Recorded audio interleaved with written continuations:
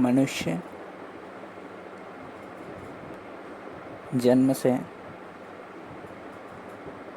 बेचैन प्राणी होता है। उसके मन में तरह तरह के सवाल उठते हैं।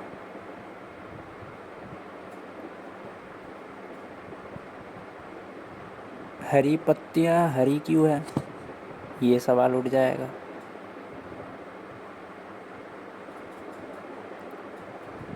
आसमान नीला क्यों है, ये सवाल उठ जाएगा। पानी से ही क्यों प्यास बुझती है, आग से क्यों नहीं बुझ सकती प्यास, ये भी सवाल उठ जाएगा। असंख्य सवाल एक मनुष्य में उठते हैं और ऐसे ऐसे सवाल उठते हैं कि जिसकी कोई दूसरा व्यक्ति कल्पना भी नहीं कर सकता। ये सिर्फ वही व्यक्ति जानता है जिसके अंदर ये सवाल उठते हैं, और सभी के अंदर तरह तरह के सवाल उठते हैं। सवाल क्यों उठते हैं? क्योंकि मनुष्य के भीतर बेचैनी है।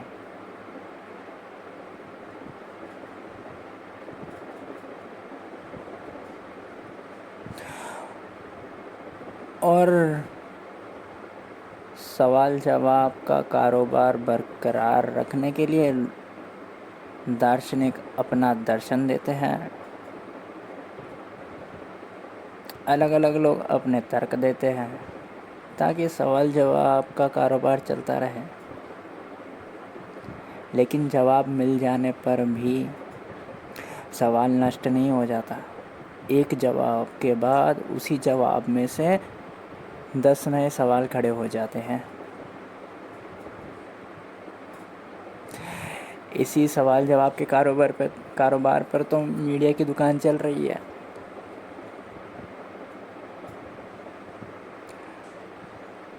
मीडिया तरह तरह के सवाल करता है, किसी से भी करता है, कोई भी नेता, किसी भी पार्टी का, कोई भी सरकार हो,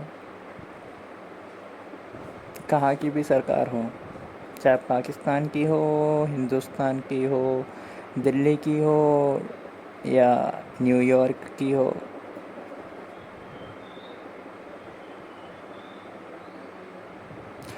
क्योंकि मनुष्य को जानना है, बिना जाने वो रह नहीं सकता चैन से। लेकिन विरोधाभास एक ही दिखता है कि जानने के बाद चैन सिर्फ ऊपर ऊपर दिखाई पड़ता है, भीतर से जैसे ही सवाल नए नए उठने खड़े होते हैं, बेचैनी वापस उठ खड़ी हो जाती है।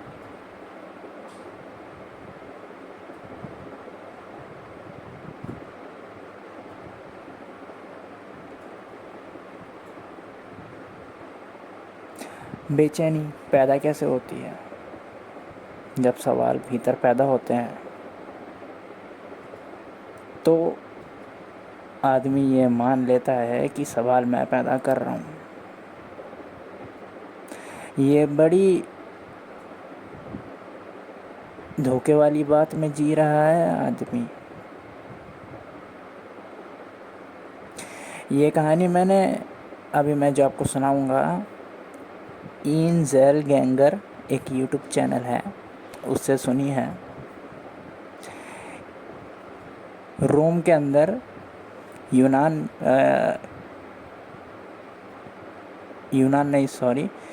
रोम एक शहर है, यूरोप में कहीं है, यूनान में है नहीं है वो मुझे नहीं मालूम।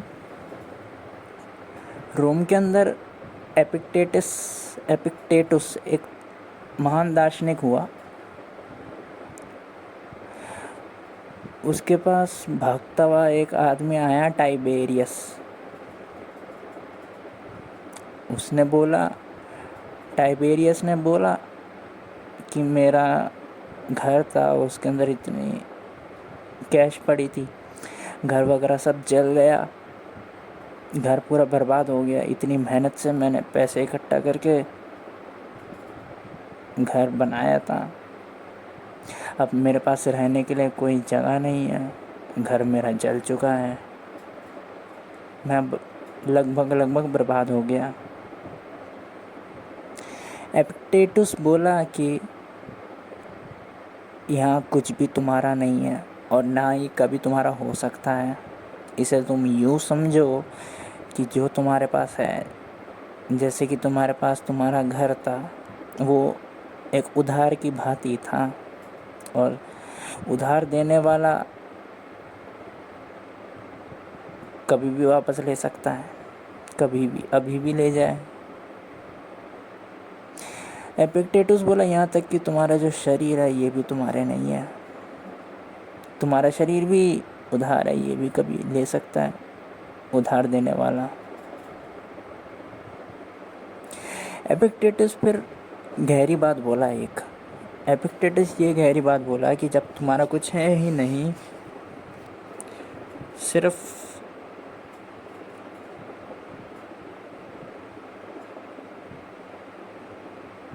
तुम्हारा ओपिनियन तुम्हारा है, तुम्हारा एटीट्यूड तुम्हारा है, तुम्हारा चॉइस तुम्हारी है। एपिक्टेटस ने गहरी बात इसलिए मैं बोल रहा हूँ करी, बस यहीं तक कहानी है जो इंजल गैंगर की मैंने आपको सुनाई। अब यहाँ से मेरी व्याख्या शुरू होती है। तो एपिक्टेटस ने बोला कि बाहर की जितनी भी चीज़ें, तुम्हारा घर या तुम्हारी प्रेमिका, वो भी कभी भी ब्रेकअप कर सकते हैं। तुम्हारी पत्नी या पति, वो भी कभी भी डिवोर्स कर सकते हैं तुमसे। तुम्हारे बच्चे कभी भी तुम्हें छोड़ के जा सकते हैं। तुम्हारे दोस्त आज है कल दुश्मन हो जाए। इस गोले पर कुछ भी संभव है, इसलिए क्योंकि तुम मालिक नहीं हो। अगर तुम मालिक होते तो कुछ भी संभव नहीं होता, जो तुम चाहते वही होता। लेकिन कुछ भी हो जाता है, इससे ये स्पष्ट हो जाता है कि आप मालिक नहीं हैं। जैसे टाइबेरियस का घर जल गया, क्या मालिकियत उसमें दिखती है टाइबेरियस की, उसके घर के ऊपर? हाँ, कागजातों में लिख देते हैं कि टाइबेरियस के नाम पर है ये घर, वो एक सुविधा के लिए, ताकि कोई दूसरे नाम का व्यक्ति उस पर आके कब्जा ना जमा ले। सिर्फ सुविधा ना मात्र के लिए टाइटल डीड, यानी कि जो कागजातों पर नाम होता है प्रॉपर्टी पर, बस सुविधा के लिए होता है। लेकिन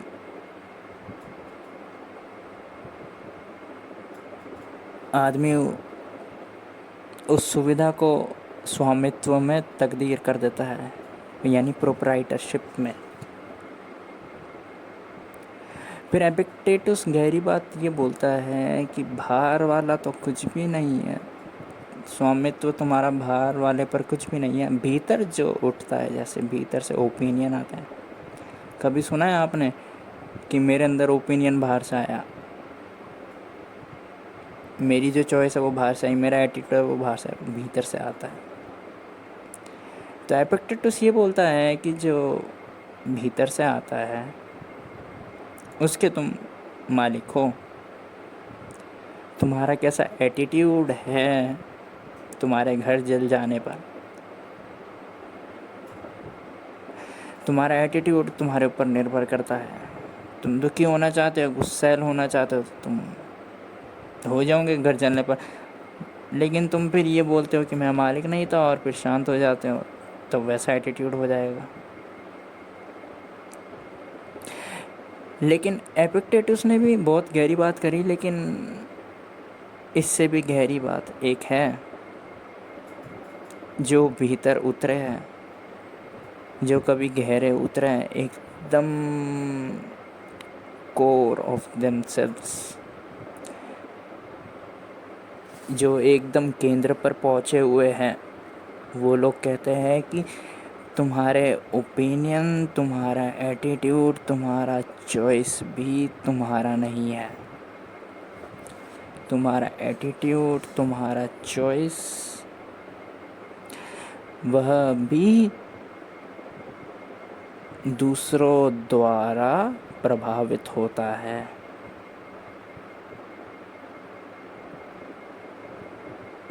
इसलिए स्वामित्व बाहर के चीज़ों पर तो कभी हो ही नहीं सकता। वो बात दूसरी है, अलग है कि आपके नाम पर कागजात हो जाते हैं, आपने गाड़ी खरीदी तो आपके नाम पर रजिस्टर्ड हो जाती है, पंजीकरण आपके नाम पर हो जाता है। वो केवल सुविधा के लिए होता है, ताकि कम से कम इतना मालूम पड़े कि वो गाड़ी आपकी सुविधा के लिए पहले है, दूसरों की सुविधा के लिए बाद में। वो घर आपकी सुविधा के लिए पहले है, दूसरों की सुविधा के लिए बाद में। सिर्फ प्राथमिकता तय करने के लिए पंजीकरण होते हैं, लेकिन हकीकत में स्वामित्व नहीं हो जाता। और स्वामित्व जब बाहर भी नहीं होता और भीतर भी नहीं हो सकता। भीतर आखिर है क्या? भीतर से जो उठता है हमारा ओपिनियन उठता है, जो एपिक्टेटस बोला, या एटीट्यूड हमारा व्यवहार, या हमारा ढंग रहने सहने का, कहने का, कुछ करने का, और हमारी चॉइस या हमारा निर्णय, ये सब भी बाहर से प्रभावित होते हैं।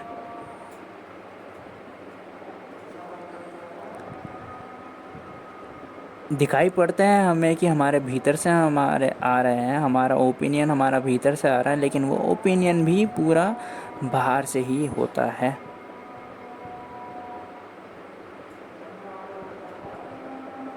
एक बच्चे को पूछेंगे,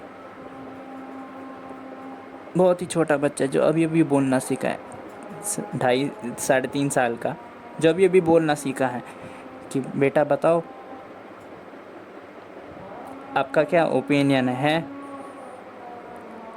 बैरक ओबामा की सरकार के ऊपर उसके टाइम पे, तो वो तो मौन हो जाएगा। वो तो सर पे बाल घुमाने लगेगा, अपने सोचने में ही लग जाएगा कौन, पहली बात तो ये बैरक ओबामा कौन है, 3.5 साल का बच्चा। लेकिन यही सवाल अगर आप किसी प्रौढ़ व्यक्ति से पूछे, यानी कोई विद्यार्थी से पूछे, विश्वविद्यालय के 25 साल का व्यक्ति, उसने फिर भी थोड़ा बहुत पढ़ रखा हो सकता है, वो बता सकता है कि ये मेरा ओपिनियन है। लेकिन ओपिनियन एक 3.5 साल का बच्चा, जब पूछा गया उससे तो वो मौन हो गया, चुप रह गया, सोच में पड़ गया। लेकिन जब एक प्रौढ़ व्यक्ति से पूछा गया तो वो बता दिया। अगर ओपिनियन वाकई में भीतर की संपदा होती तो 3.5 साल का बच्चा वो भी बोल देता। लेकिन उसके बाद ओपिनियन था ही नहीं, संपदा था ही नहीं, थी ही नहीं ओपिनियन की। ओपिनियन भी बाहर से ही हम लेते हैं। हम पढ़ते हैं ओबामा के बारे में, सरकार के बारे में पढ़ते हैं, क्या क्या सरकार ने कर्म करे या क्या क्या पॉलिसी लेकर आए, वो पढ़ते हैं, संस्कार अपने अंदर लेते हैं, इन्फॉर्मेशन जानकारी अपने अंदर लेते हैं। फिर उसी इन्फॉर्मेशन को जो हमारे चित्त में और दूसरे संस्कार और दूसरी शिक्षाएं होती हैं उनके साथ मिक्स करके फिर अपने से बाहर निकालते हैं ओपिनियन के रूप में। और ये भी ध्यान रखना, जो बाकी सारी जानकारियाँ होती हैं हमारे चित्त में, बाकी सारी संस्कार इन्फॉर्मेशन होती है, वो भी बाहर से ही हम लिए बैठे होते हैं। तो जिन्होंने केंद्र में पहुंचकर जाना है, उन्होंने बोला है कि कुछ भी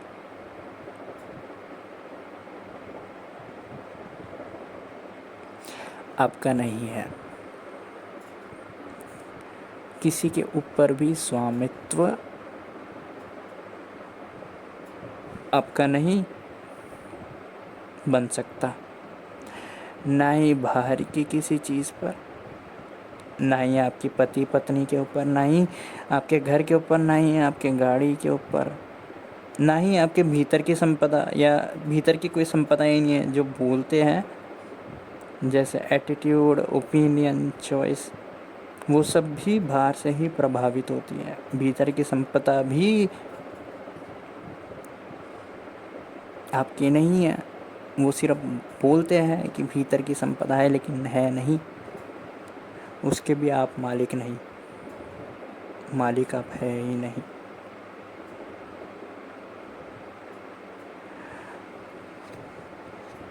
तो फिर सवाल आता है मनुष्य के मन में कि जब आदमी ही मालिक नहीं तो उसके साथ कुछ होता है, तो वो फिर होता कैसे है?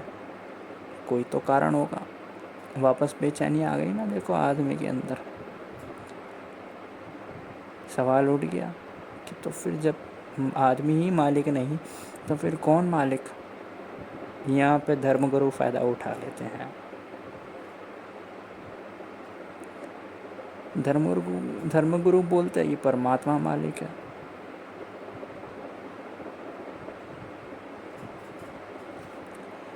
फिर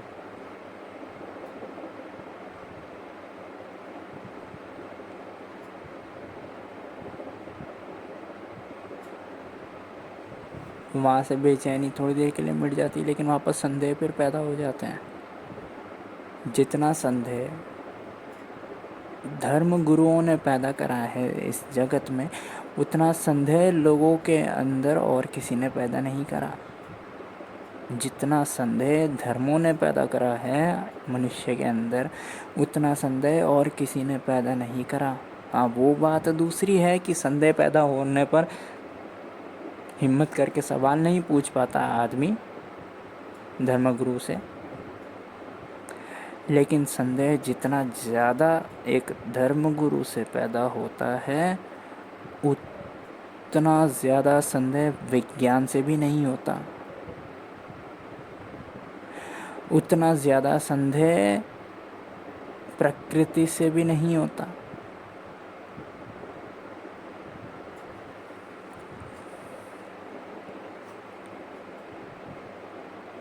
और जिन्होंने जाना है, जो भीतर उतरे हैं, और मैं गवाह हूँ इस बात का कि जो होता है वो बस हो ही रहा है। हाँ, अब बेचैनी है, मनुष्य को तर्क चाहिए, तो बोलते थे कर्म करे थे इसलिए ये फल भोग रहे हो। फिर लेकिन ये सिद्धांत भी बड़ा अतार्किक महसूस मालूम पड़ता है। अच्छा, जो कर्म तब करे थे वो कर्म करने के लिए कैसे प्रभावित हुए?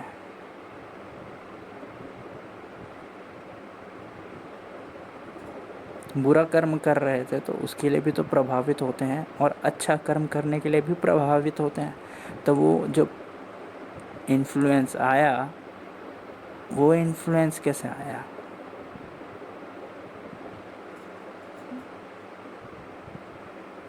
ये भी बड़ा सवाल है कर्म सिद्धांत के सामने। इसलिए तीर्थंकर महावीर बोलते हैं कि हालांकि जो जैन बगावत हुई थी वैदिक सिस्टम के खिलाफ, जो सेक्रीफाइस वगैरह होता था उसके खिलाफ बगावत हुई थी जैनिज़्म की। शुरू में तो महावीर ने जो वर्ण प्रणाली थी उसको बहिष्कार करा था, लेकिन आखिरकार उन्होंने भी ये अपना एक तर्क दिया था कि जो शूद्र पैदा होते हैं वो उनके पिछले जन्म के कर्म के कारण शूद्र पैदा होते हैं इस जन्म में। आखिर महावीर भी कर्म सिद्धांत की बात कर ही दी है। लेकिन मैं कहता हूँ कि जो होता है वो अपने आप ही होता है। आप न ही कर्म करते हैं, न ही आप फल भोग सकते हैं, क्योंकि आप मालिक ही नहीं हैं। आप केवल देख सकते हैं। आप केवल सचेत रह सकते हैं। बस इससे ज़्यादा आप कुछ नहीं कर सकते, क्योंकि कुछ करने के लिए पहले मालिकियत इस्टेब्लिश करना तो ज़रूरी है।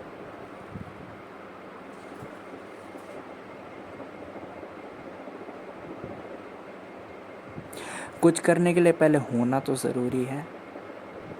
कुछ करने के लिए कुछ हो जाना तो ज़रूरी है। जैसे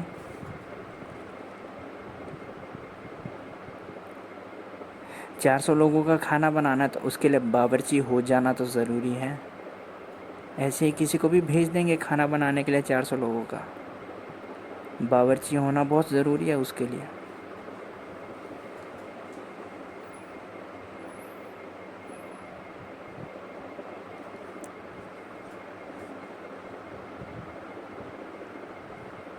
कुछ आपके कारण होता नहीं, ना दूसरे के कारण होता है, ना ही परमात्मा के कारण होता है।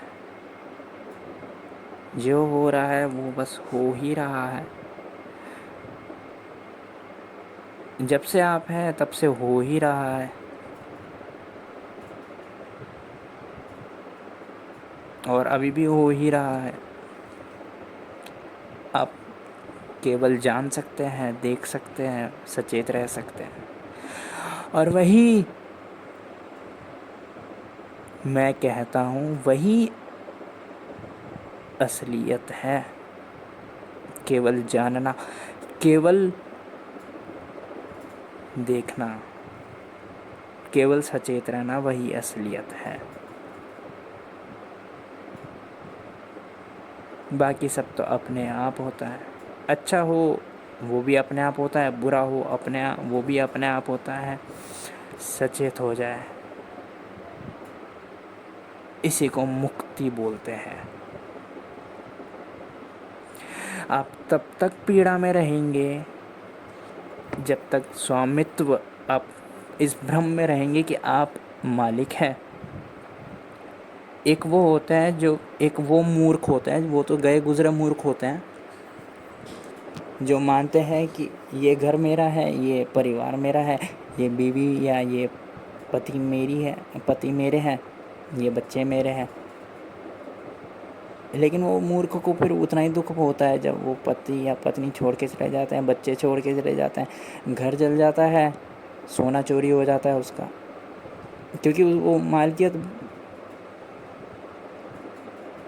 जता रहा था अपने।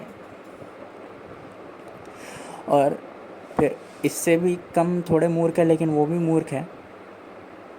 वो लोग कहते हैं, जैसे एपिक्टेटस कहता है कि बाहर की चीज़ों पर आप कभी मालिक नहीं है, लेकिन भीतर की चीज़ों पर आप मालिक है। जैसे आपका एटीट्यूड, आपकी ओपिनियन नहीं। मैं ऐसे लोगों को भी मैं मूर्ख कहता हूँ, क्योंकि जो भीतर की जो चीज़ें हैं, ओपिनियन, एटीट्यूड, चॉइस, ये सब भी बाहर से ही प्रभावित होती है। स्रोत इनका बाहर से ही आता है।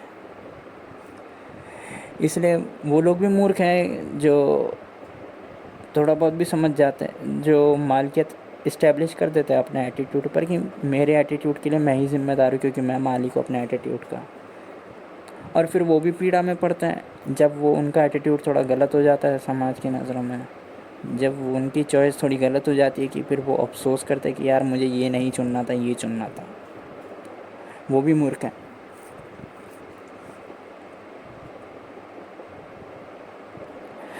संतुष्ट वही हो सकता है जो कि ये जान ले और ये समझ ले कि मालिकियत ना बाहर है ना भीतर है।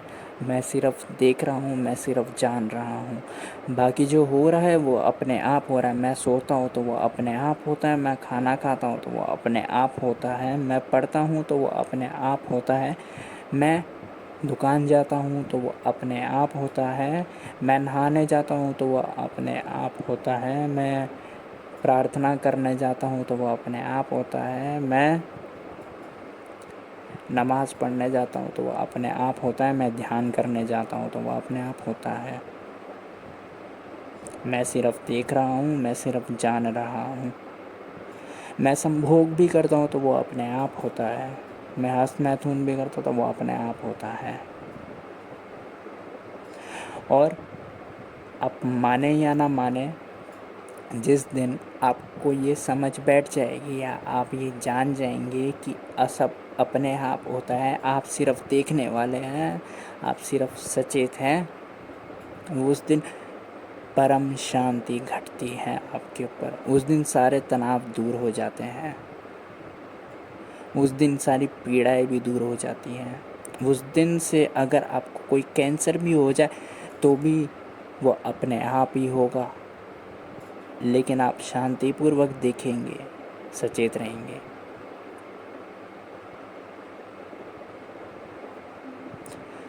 सब्सक्राइब करें अगर ये चलचित्र मददगार साबित हुई हो तो, और शेयर करें यह वीडियो।